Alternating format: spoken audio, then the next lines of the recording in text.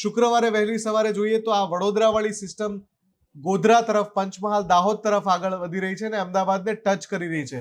એટલે કે અમદાવાદને વરસાદમાં હજુ રાહત નથી મળવાની. windy.com મુજબ આગામી 24 કલાક જે છે દક્ષિણ બાદ મધ્ય પર મેઘ તાંડવ સર્જાય, તબાહીના દ્રશ્યો જોવા મળે એ પ્રકારના સ્પષ્ટ સંકેત અત્યારે મળી રહ્યા છે.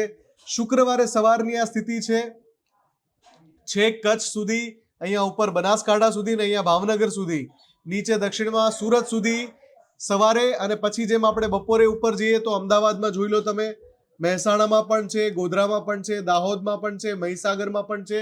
આ તમામ વિસ્તારોમાં શુક્રવારે સવારે પણ એવી જ સ્થિતિ રહેવાની છે. એટલે કે મધ્યથી આ સિસ્ટમ ઉપર ઉત્તર તરફ જઈ રહી છે.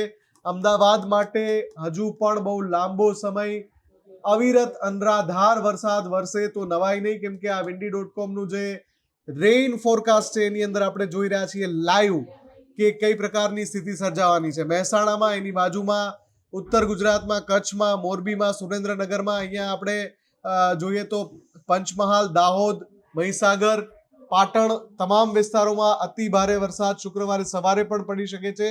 પછી જેમ જેમ આગળ જઈએ બપોરે, તો હવે જે આપણે ચિત્ર જોયું હતું ગુરુવારે સાંજે, એ ધીમે ધીમે કરતા અહીંયા મધ્ય અને ઉત્તર તરફ આવી ગયું છે. અમદાવાદ માટે 24 કલાકથી વધારે સમય ખતરનાક સાબિત થઈ શકે છે. જી હા, તંત્રએ પણ અપીલ કરી છે.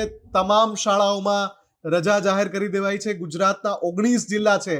આ જ સિસ્ટમના કારણે 19 જિલ્લાના તમામ શૈક્ષણિક સંસ્થાનોમાં રજા જાહેર કરી દેવાઈ છે. અમદાવાદમાં સ્થિતિ વધારે કફોડી બની શકે છે. આ સિસ્ટમ જો આખી આ જ પ્રમાણે વરસી ગઈ તો મહેસાણામાં પણ અતિ ભારે, સાબરકાંઠા, અરવલ્લીમાં પણ અતિ ભારે વરસાદ પડી શકે છે. પાટણમાં પણ અતિ ભારે વરસાદના સંજોગો છે. આપણે શુક્રવારે બપોર તરફ આગળ વધી રહ્યા છે. હજુ પણ આ સિસ્ટમ અમદાવાદનો પીછો નથી છોડી રહી. આ સિસ્ટમ આ રીતે આમ થઈ રહી છે, અમદાવાદનો પીછો નથી છોડી રહી. મહેસાણા અને પછી છેક ઉપર ઉત્તર ગુજરાત સુધી સાંજે પણ આ પરિસ્થિતિ દેખાઈ રહી છે.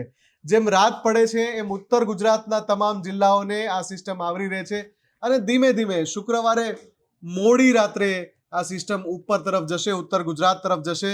અને પછી શું થવાનું છે મધરાત્રિએ જોવા જઈએ તો એ ઉત્તર ગુજરાતના તમામ જિલ્લાઓમાં, પંચમહાલથી લઈને છે અહીંયા બનાસકાંઠા સુધી તમામ જિલ્લાઓમાં, મહેસાણા પણ, એટલે ગાંધીનગર ને મહેસાણા પણ એ બે જિલ્લા છે કે જ્યાં અતિ ભારે વરસાદ પડી શકે છે.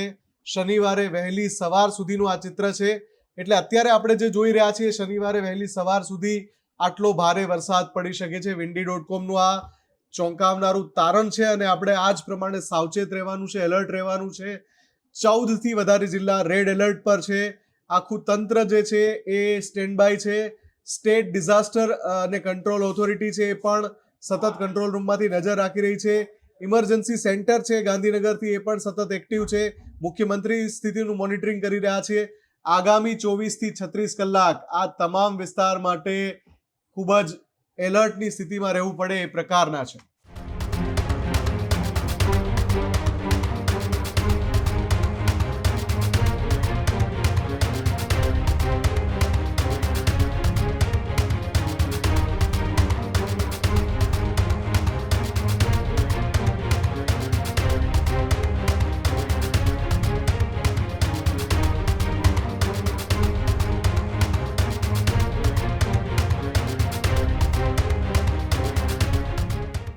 આ જ પ્રકારની તમામ અપડેટ જોવા માટે ન્યૂઝરૂમ ગુજરાતને લાઇક, શેર અને સબસ્ક્રાઇબ કરવાનું ભૂલતા નહીં.